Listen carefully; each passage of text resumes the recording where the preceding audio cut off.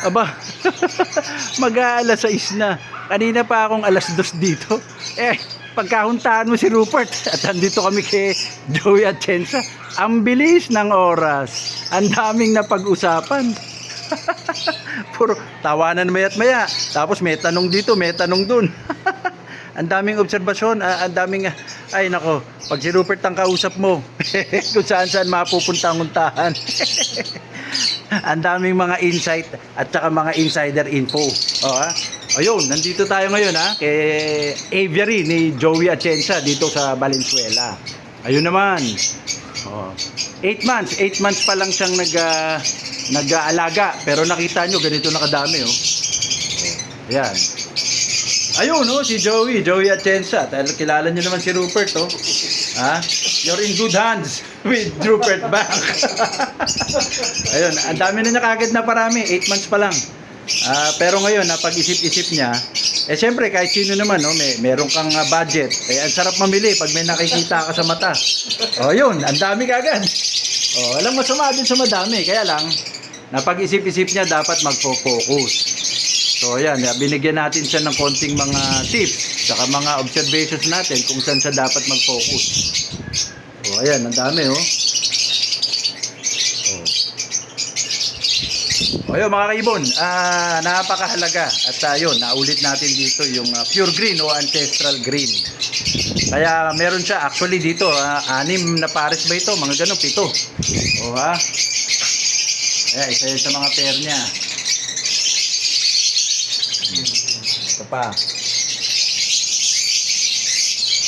So balak niyang paramihin yan at magpo-focus sa dahan-dahan. Mag-out na rin sa dahan-dahan ng mga materialis na sa tingin niya hindi naman talaga kailangan.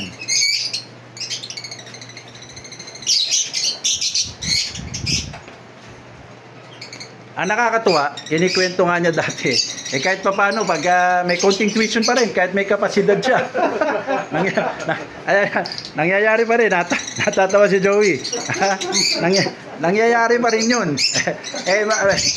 Mabuti na lang, kababata niya itong si paring Rupert. Si katropang Rupert, kababata niya. Kaya yun, nasusubaybayan na siya ngayon. You're in good hands na with Rupert Bank. Ayun po, ang sinasabi lang natin dito, kung ano sa paningin nyo, may kapasidad kayong bumili, kunin nyo na yung sa tingin yung napakagandang kulay sa mata nyo. Pero katagalan, mag-iisip ka na rin kung saan papunta yung breeding program mo o yung breeding management mo.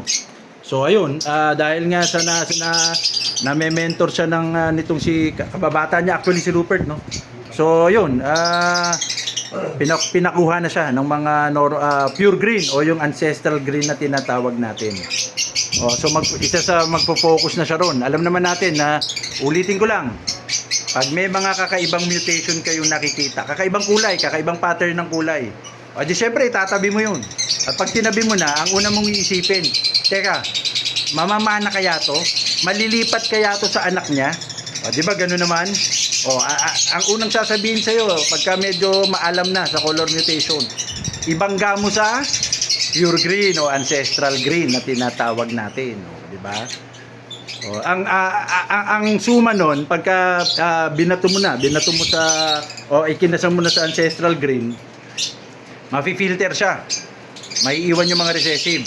Tapos, kung nagkataon pa na yung kakaibang kulay mo, talaga palang mutation, dominant pa, nagkataon, di lalabas kagad sa anak yun.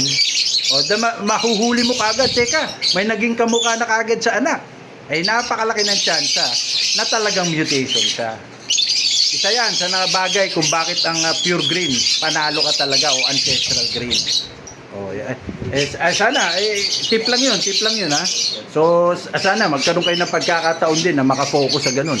Lalong-lalo na, tinanong ko si Rupert kung marami na ba talaga nagpo-focus sa pure green o ancestral green. Hindi pa raw ganun kadami. Konti pa lang malinaw, di ba? Ilan pa lang na, kumaga, na-engganyo. Kaya talagang kailangan natin na maparami pa yung green na yun na sinasabing ancestral nga o pure green man lang na masasabi. Yun, di ba? Siyempre, lalo na pag baguhan ka, bakit ako kukuha ng pure green yan? Nangalan nakikita ko maya, o kaya normal green lang ang tingin mo.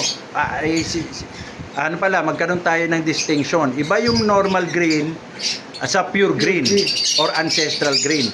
Pag sinabi pong pure green, talagang yun walang karga halos. Kasi hindi naman natin masisiguro, pero at least, most likely, wala siyang karga. Na iba, talagang green lang siya. At yun ang actually magpapahalaga lalo sa ibon. Kasi nga pag binangga mo rin yung mga yung inaakala mong bagong mutation, at dominant pa, lalabas kagad. Kung recessive man, mapagbangga-bangga mo katagalan yung mga apo-apo, lalabas pa rin yun. So, napakahalaga po ng pure green or ancestral green. Siyempre, may kamahalan naman ng konti. Sulit naman, sulit ha. Talagang may kamahalan kasi masasabi na natin mga rare yun, mga sir. Kasi Correct. bihirang-bihira ang nagpaparami nun. Yun ang pinaka-importante. Hindi lang ho dito sa Pilipinas, sa buong mundo. Kasi noong talagang hinahanap ng mga breeders. Yun po yung importante talaga. Sir, pwede magtanong, sir, ano po yung ibig sabihin ng genotype at saka ng phenotype? Ayun. Napakagandang tanong ha. Phenotype tsaka genotype. Okay. Pipilitin natin pasimplihin with the background of ingay ng mga ng mga lovebirds dito. Pag sinabing phenotype, yun yung nakikita mo sa mata mong itsura. Parang lutino. Hanap tayo. Ayan. Yun. O, di ba lutino sa mata? Kitang-kita.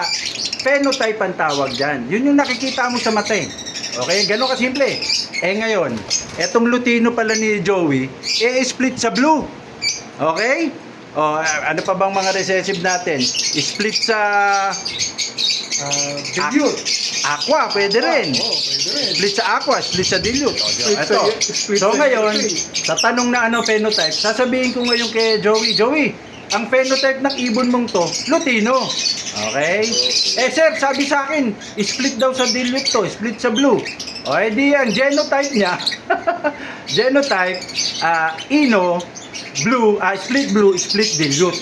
Okay? Sinasama natin yung ino pa rin kasi kabuang ibon, nandun yung gene ng ino, nandun yung gene ng dilute, nandun yung gene ng blue. Split nga lang siya sa blue, split sa dilute. Pero itong lutino na to, siyempre visual siya, homozygote ino siya, pero kasama pa rin sa genes na nakapaloob sa ibon. So lilinawin ulit natin ang phenotype, kung ano lang yung nakikita mong nasa panlabas na anyo. Ito ba, mas maganda siguro ng example, green. Ito yung mga pure green or ancestral green. So ang phenotype mo, wild type green or ancestral green. Ayan, yung mga green na yan. Ayan, yung mga green na yan. So, ang phenotype mo, yan, green. Okay? Sasabihin mo, pure green or ancestral green. Diba? Kaya lang, kunwari, hindi to pure green. Green lang siya. Split to sa blue, split sa dilute, split sa aqua. Diba? So, ang genotype niya ngayon is, meron siyang dilute.